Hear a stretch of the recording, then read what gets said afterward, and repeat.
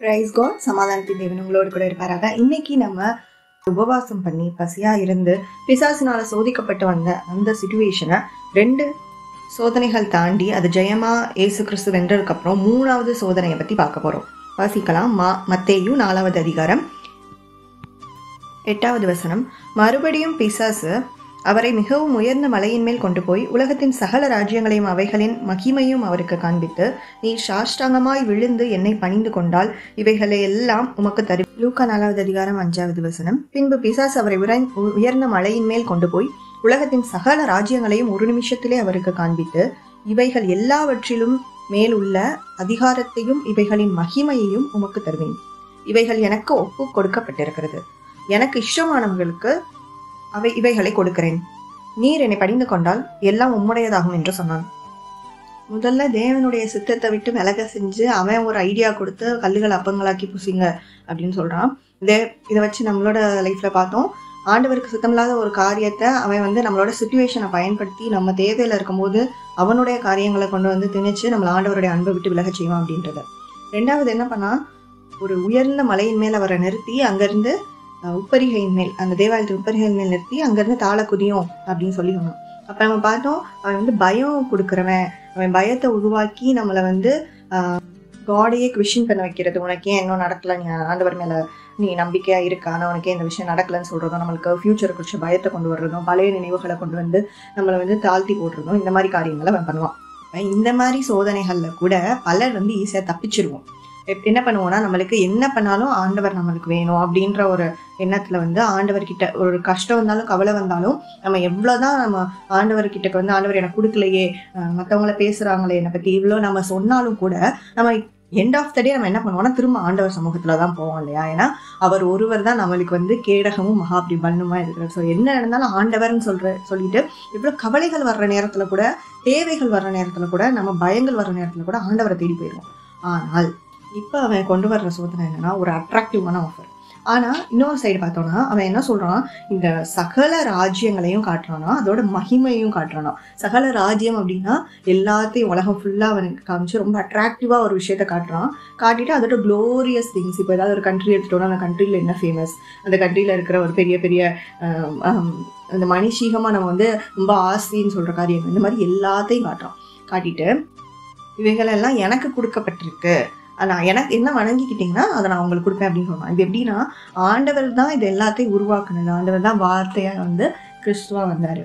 So ஆண்டவர் சகலமும் அவரை கொண்டும் அவருக்கு என்னும் சிருஷ்டிக்கப்பட்டிருக்கிறது. பூமியின் நிறைவு கர்த்தருடையது அப்படின்னு வேதம் சொல்லுது. அப்ப இது எல்லாமே ஆண்டவருடையது. அதை மனுஷங்கள்கிட்ட இருந்து அவன் பறிச்சுக்கிட்டு இப்ப மனுஷகுமாரனா வந்திருக்கிற கிறிஸ்துவுக்கு, நான் திருடரான அவன் கொடுக்குற மாதிரி எல்லாம் எனக்கு கொடுக்கப்பட்டிருக்கு, நான் உங்களுக்கு கொடுக்குறேன், என்ன பணிஞ்சுக்கோங்கன்னு சொல்றான். ஸோ இதை பார்க்கும்போது நம்ம எல்லாருக்கும் பழைய ஏற்பாட்டுல வர்ற அந்த சாத்ராக் மேஷக் அப்படிங்கிறக்கோட ஞாபகங்கள் வரலாம், தானியலோட ஞாபகங்கள் வரலாம். ஒரு விஷயம் என்னன்னா, அங்க சொல்லப்பட்டது அந்த பொற்சிலைய வணங்கலைன்னா உயிர் போயிரும்ன்ற நிலைமை. இங்க இச்சையை தூண்டுற விதமா மொத்தத்தையும் நான் கொடுக்குற ஆயத்தமா இருக்கிறேன், எதுக்கு கஷ்டப்படணும், நீங்க லைஃப்ல எதுக்கு கஷ்டப்படணும் அப்படின்ற மாதிரி வருது.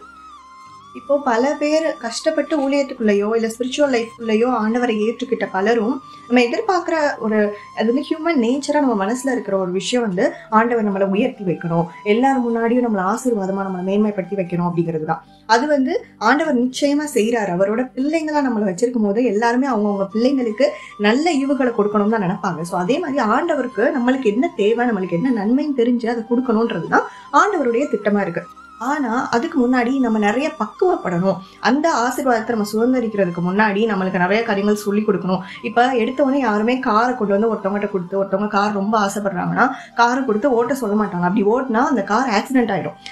ஆனா அவங்க ஒரு பயிற்சி எடுத்து அதுக்கான டிரைவிங் ஸ்கூல் போய் தியரிட்டிக்கல் டெஸ்ட் பண்ணி, ப்ராக்டிக்கல் டெஸ்ட் பண்ணி, ஐ டெஸ்ட் பண்ணி, பார்க்கிங் பழகி, ரிவர்ஸ் பழகி, ஸோ இது எல்லாத்தையும் அவங்க பழகினதுக்கு அப்புறம் அவங்க கார் வாங்கினாங்கன்னா தான் அவங்களால அதை ஓட்ட முடியும். ஸோ அதே மாதிரி தான் ஆண்டவர் நம்மளுக்கு ஒரு ஆசீர்வாதம் கொடுக்க போறாரு. அது வேலை காரியமா இருக்கலாம், இல்ல எந்த காரியங்களா, திருமண காரியம் எதுனாலும் அதுக்கு முன்னாடி நம்மள பக்குவப்படுத்தணும் இல்லையா? ஏசப்பா அந்த ஒரு அதை நம்மளால சமாளிக்க முடியும், அதை நம்ம ஹேண்டில் பண்ணிடுவோம். அது நம்ம ஸ்பிரிச்சுவல் லைஃப்லையும் அஃபெக்ட் பண்ணக்கூடாது, நம்ம பாவத்திலையும் விழக்கூடாது.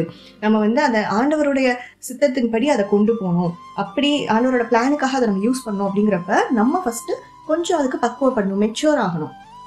அது ஆயிட்டோம் அப்படின்னா கண்டிப்பா ஏசப்பா வந்து நமக்கு தேவையான எல்லா காரியங்களையும் பரமபிதா கொடுக்க சித்தமுள்ளவரா இருக்கிறாரு. பிசாசு என்ன பண்றான்னா, நம்மளுக்கு சம்டைம்ஸ் இது எதுலையுமே நம்மள ஆண்டவரை விட்டு வழி விலக வைக்க முடியல அப்படின்றப்போ இந்த உலகத்தின் இச்சையை காமிச்சு ஈஸியா நம்மள அட்ராக்ட் ஆகிற நம்ம ஒரு விஷயத்த காமிச்சு அது மூலமா நம்மள ஆண்டவரை விட்டு வழி விலக பண்ணுவான். இப்ப என்ன விஷயம்னா, இவன் சொல்றபடி அவனை பணிஞ்சு கொள்ற சிச்சுவேஷனை உருவாக்குவான். இப்ப நிறைய பேர் நினைக்கலாம், நிறைய ஆண்டவரை அறியாதவங்களை யாராவது நேசிக்கிறாங்களோ லவ் பண்றாங்கன்னு வச்சுக்கோங்க, அந்த மாதிரி காரியங்கள்ல இருந்தாங்கன்னா அவங்க வந்து இவங்களுக்கு ரொம்ப ஒரு நல்ல கேரக்டர் உள்ளவங்களா தெரியலாம். அதனால நம்மளோட லைஃப் நல்லா இருக்கும். மனுஷிகமா யோசிச்சோம்னா அது உண்மையா கூட இருக்கலாம். ஏன்னா அவங்க உண்மையிலே ரொம்ப நல்ல கேரக்டரா இருக்கலாம், அவங்களை கேரிங்கா பாத்துக்கலாம், உண்மையான அன்பு வைத்திருக்கலாம். ஆனா இப்ப அவங்க வேற ஒரு மார்க்கத்துல கல்யாணம் பண்ணிக்கிட்டாங்க அவங்கள அப்படின்ற பட்சத்துல ஃபியூச்சர்ல எந்த மாதிரி கொண்டு வருவான் அப்படின்னா, இவன் அட்ராக்டிவா ஒரு ஆளை முன்னாடி கொண்டு வந்து வச்சுட்டு மனுஷரை மேல அதிகமான அன்பு உருவாக வச்சு ஆண்டவர் செகண்டரியா வைக்க ஆரம்பிச்சிருவாங்க. அதுக்கப்புறம் என்ன ஆகும், ஒரு சிச்சுவேஷன் கொண்டு வருவோம். அவங்களோட மார்க்கத்தை பின்பற்றுறதுக்கு அவங்களோட பழக்க வழக்கங்கள் அதுக்குள்ள போறதுக்கு ஒரு சிச்சுவேஷன் உருவாக்கும். ஸோ அந்த நேரத்துல இவங்களுடைய மனதுல என்ன ஆகும், ஆண்டவரையும் விட முடியாது, நேசிச்ச மனுஷங்களையும் விட முடியாது. ஸோ இந்த மாதிரி இடத்துல குழம்ப வச்சு ஒரு பாயிண்ட்ல அவனை பணிந்து கொள்ள வைக்கிறது. இதுக்கேத்த ஒரு வீக்கான சிச்சுவேஷனை பிடிச்சி அந்த சிச்சுவேஷனை உருவாக்குறான். So if something is attracting you அப்படின்னா கொஞ்சம் நிதானமா யோசிச்சு பார்ப்போம், இது தேவனிடத்துல இருந்து வந்ததா இல்ல பிசாசு அவனை மடங்குறதுக்காக நம்மளை இழுக்க பாக்குறானா அப்படின்றத. இயேசு கிறிஸ்து அப்போ கடிந்து கொள்ளுகிறாரு, அப்பாலே போ சாத்தானே, தேவனாகிய கர்த்தர் ஒருவரையே பணிந்து கொண்டு அவருக்கு ஆராதனை செய்வாயாக அப்படின்னு சொல்லிட்டு ஏசப்பா கடிந்து கொண்டு பிசாச பின்னாக போன கடிந்து கொள்றாங்க. நான் மறுபடியும் ஆண்டவர் எனக்கு கொடுத்த அந்த எக்ஸ்பீரியன்ஸ் வச்சு உங்ககிட்ட சொல்றேன். எனக்கு அந்த கனவுல ஆவிக்குரிய யுத்தத்துல அது சொன்ன விஷயம், நான் என்கிட்ட வா, நான் உன் வாழ்க்கை அழகா மாத்துறேன், அவனை நீ நினைக்கிறத உனக்கு கொடுக்குறேன் அப்படிங்கிற ஒரு விஷயத்த எனக்கு சொல்லுச்சு. அது அப்ப ஆவியானவருடைய துணையோடு இல்ல எனக்கு ஏசப்பதான் முக்கியம், அவர் எனக்கு ஆண்டவர் தான் உயிர் கொடுத்தாருன்ற அந்த ஒரு உணர்வு வந்ததுனால என்னால அதை மேற்கொள்ள முடியாது அந்த பிரச்சனையை. ஸோ இது எல்லார் லைஃப்லயும் இந்த பிரச்சனை வரும், அது ஒரு பாயிண்ட்ல தான் வரும்னு இல்லை, அது அடுத்து நிறைய பாயிண்ட்ல வந்துட்டே இருக்கும். ஸோ அதான் இப்ப அடுத்த வசனம் சொல்லுது, பிசாசு சில காலம் இயேசுவை விட்டு பிரிந்து இருந்தான். ஸோ ஆண்டவரை விட்டு கொஞ்ச காலம் விலகி போறான். ஸோ நம்ம தேவனுடைய பிள்ளைங்களா இருக்கிற நம்ம என்ன பண்ணோம்னா, இந்த மாதிரி சோதனை அனுதினமும் நம்மளுக்கு வரும்போது நம்ம அனுதினமும் அதை ஜெயிக்க பழகணும். இல்ல நம்மளுக்கு ஒரு குறிப்பிட்ட காலம் தாண்டி இந்த மாதிரி சோதனைக்குள்ள நம்ம போறோம்னாலும் அந்த சோதனையை ஆவியானவரோட துணையோடு நம்ம வெளிவர்றதுக்கு நம்ம பழகிக்கணும். அதுக்கு என்ன பண்ணணும், நம்ம good relationship with God, good relationship with Holy Spirit நம்மளுக்கு வேணும். ஆண்டவருடைய வார்த்தைகளை தியானிக்கணும். ஆண்டவருடைய வார்த்தைகள் ஆவியாயும் ஜீவனாயும் இருக்கிறது. ஸோ அந்த லைஃப் கிவிங் வேர்ட்ஸ் பைபிள்ல இருக்கு. ஸோ அந்த வேர்ட் தான் நம்மளுக்கு ஜீவனை கொடுக்க போகுது. இந்த உலகத்திலேயா இருக்கட்டும், நம்ம அடுத்து வாழ போற நித்திய ஜீவனா இருக்கட்டும், எல்லாத்துக்குரிய ஜீவனுள்ள வார்த்தைகள் தேவனுடைய வேதத்துல இருக்கு.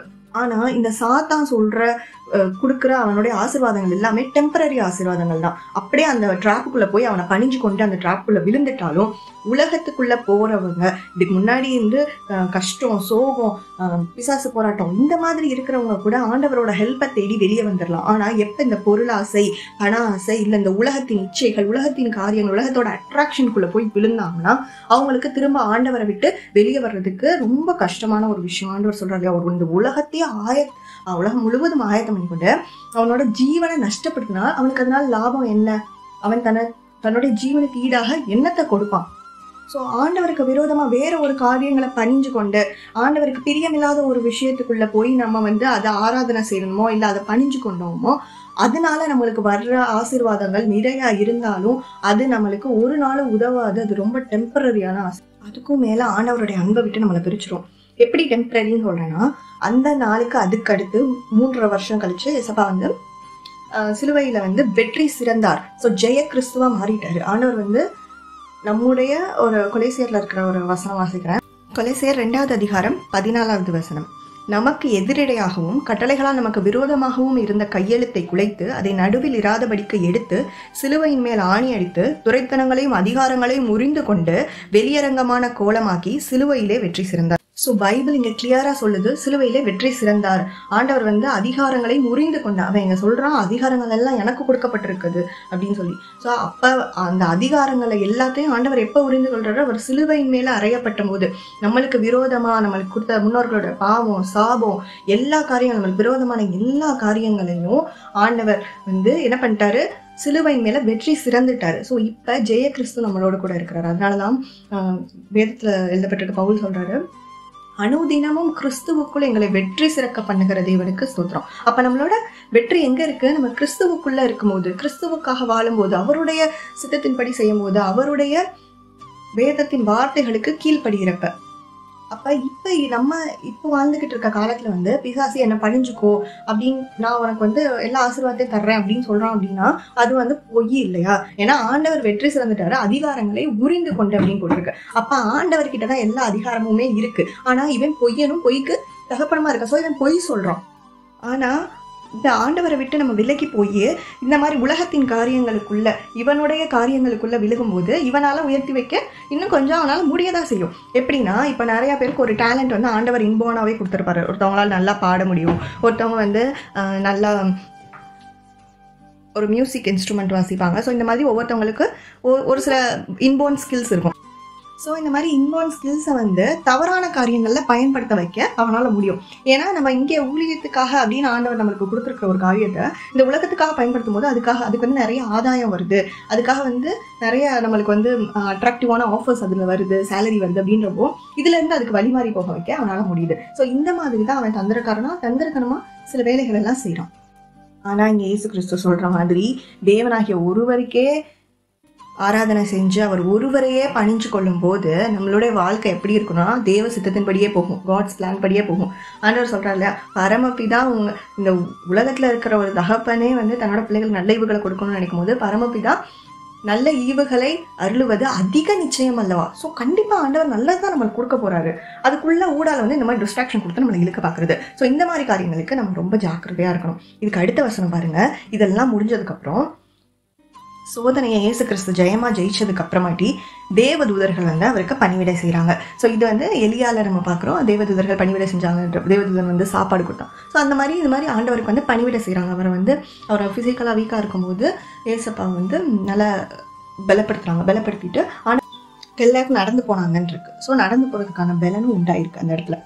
லூக்கா 4வது அதிகாரம் 14 வசனத்தில் போட்டிருக்கு, பின்பு இயேசு ஆவியானவருடைய பலத்தினாலே கலிலேயாவுக்கு திரும்பி போனார், அவருடைய கீர்த்தி சுற்றிலும் இருக்கிற தேசம் எங்கும் பரவிற்று. ஸோ பின்பு இயேசு ஆவியானவருடைய பலத்தினால் கலிலேயாவுக்கு திரும்ப போனார். அப்போ நம்மளுக்கு பலன் இல்லாத நேரத்தில் அவன் வந்து பலன் கொடுக்குறேன் அப்படின்னு சொல்லி நம்மளை வஞ்சகமாக பேசி நம்மளை இழுக்க பார்த்தாலும் நம்மளுக்கு பலன் கொடுக்குற தேவன் நம்ம கூட இருக்கிறார். ஆவியானவர் நம்ம கூட இருக்கும்போது அவர் தான் நம்மளுக்கு பலன். அதனால இந்த மாதிரி பொய்யா ஃபேக்காக ஒரு பிம்பத்தை கிரியேட் பண்ணி ஒரு மாயான உலகத்துக்குள்ள நான் உனக்கு அது தரேன் இது தரேன்னு சொல்லி நயங்காட்டி கூப்பிட்டா நம்ம வந்து என்ன செய்யக்கூடாது, அதுக்கு வந்து கீழ்படியக்கூடாது. கீழ்படியாமல் இருக்கும்போது ஆவியானவர் அதுக்கு தேவையான பலத்தை நம்மளுக்கு கொடுப்பாரு. அந்த பிரச்சனையிலேருந்து தாண்டி போய் நம்மளுக்கு தேவையான ஆசீர்வாதங்களையும் நம்மளோட தேவைகளையும் ஆண்டவர் சந்திக்க உண்மையுள்ளவராக இருக்கிறாரு. அப்போவே வசனம் சொல்லுது பாருங்க, அவரோட கீர்த்தி அந்த இடம் எங்கும் பரவிற்று அப்படின்னு சொல்லி. ஸோ காட் நம்மளை அவரோட வார்த்தை கீழ்ப்படிஞ்சு பிசாசுக்கு நம்ம எதிர்த்து நிற்கும் போது நம்மளையும் கீர்த்தியும் புகழ்ச்சியுமா கண்டிப்பாக நிறுத்துவார். அவர் God is a timeless God. So ஆண்டவருடைய பார்வையில் வந்து காலம் இந்த காலம் அப்படின்னு நம்ம தான் தாமதம் அப்படிலாம் நம்ம பேசிகிட்டு இருக்கோம். ஆனால் ஆண்டவர் வச்சிருக்கிற தரிசனம் நிச்சயமாக நிறைவேறும்னு சொல்லியிருக்கிறாரு.